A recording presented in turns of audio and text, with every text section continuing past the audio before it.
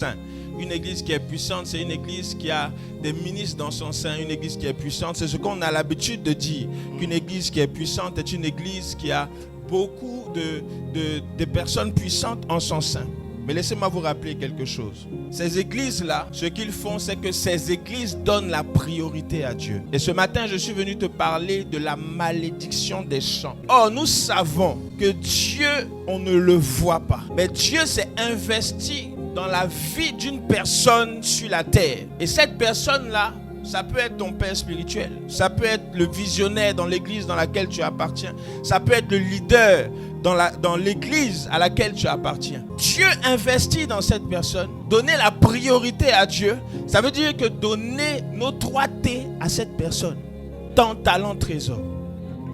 Donc lorsque nous parlons de ces églises puissantes, ou si nous voulons être une église puissante de demain, nous devons respecter cette loi-là, d'accorder la priorité à Dieu. Avant que Dieu ne crée Adam, il y avait des hommes sur la terre. La Bible dit que Dieu va former un homme à son image. L'homme à son image que Dieu a formé, c'est Adam. Yes. Et Dieu va le former au travers de la poussière de la terre. Il va souffler dans ses narines. Et ensuite, l'homme va devenir un être vivant. Mais Dieu va le placer quelque part. Pas dans les champs, dans le jardin. Yes. Adam va être capable de cultiver, de garder le jardin parce que c'est l'ordonnance que Dieu lui a donnée. Cultiver et garder le jardin, ça veut dire que Dieu était en train de dire à Adam, je te donne cette propriété-là. Prends-en soin. Tout ce qui va arriver, tu es le responsable.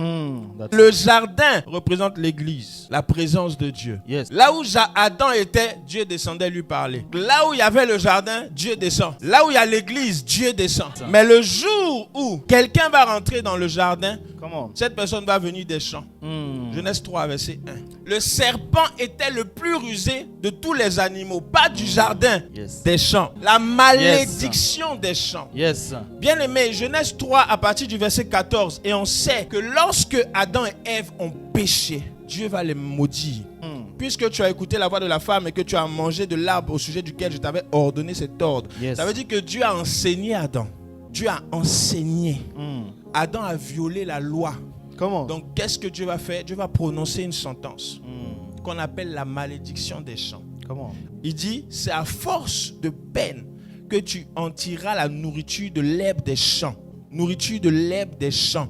Alors qu'au départ, Adam ne mangeait pas l'herbe des champs. Adam était dans le jardin. Comment? Et c'est dans le jardin, Dieu lui avait donné la nourriture dans le jardin. Et quand il est sorti du jardin, puisqu'il a péché, Dieu maintenant va lui donner la nourriture des champs. L'herbe des champs. La malédiction des champs, c'est ton plafond. Dis avec moi mon plafond. Mon plafond. Quand je parle de plafond, je parle de limite. Le plafond qui est là, si je suis plus grand, je peux toucher avec ma tête. De la même manière, là où tu es assis, tu as un plafond. Le plafond que tu as dépend de ton statut social. Une caissière de Carrefour a un plafond, mais pas le même que celui qui travaille dans le BTP. Bien aimé, ton statut social, là où tu es assis, ce que tu fais dans ta vie, te donne un plafond. Et ce matin, je suis venu te dire que tu peux dépasser le plafond que tu as. Comment je fais? Dans Proverbe 10, verset 22. Seule la bénédiction du Seigneur donne la prospérité. Seule la bénédiction du Seigneur donne la prospérité. Les efforts de l'homme n'y ajoutent rien. Les efforts de l'homme n'y rajoutent rien. Psaume 127, le verset 2. En vain, vous vous levez-vous matin, vous couchez-vous tard et mangez-vous le pain de la douleur. Il en donne autant à ses bien-aimés pendant leur sommeil. Dieu est en train de dire ici, vous cherchez votre pain à la sueur de votre front. C'est en vain que vous vous levez le matin. C'est en vain que vous vous couchez tard. Il dit dans la version parole de vie, pour rien, vous vous levez très tôt. Pour rien, vous vous couchez très tard. Et pour rien, vous vous fatiguez à gagner votre nourriture. Voilà la malédiction des champs. Pour rien. Tout ce que vous faites, c'est pour rien. Et la Bible dit, le Seigneur en donne autant à son ami très cher pendant qu'il dort. Ça veut dire que la personne qui est réellement bénie, c'est une personne qui dort et qui est l'ami de Dieu. Qui est l'ami de Dieu. Il ne fait pas d'effort. Pour être béni, il ne fait pas d'effort. Il ne se lève pas le matin tôt. Il ne se couche pas tard. Tu veux être béni? Occupe-toi de l'œuvre de Dieu. Tu veux être béni? Donne la priorité à Dieu et à son œuvre.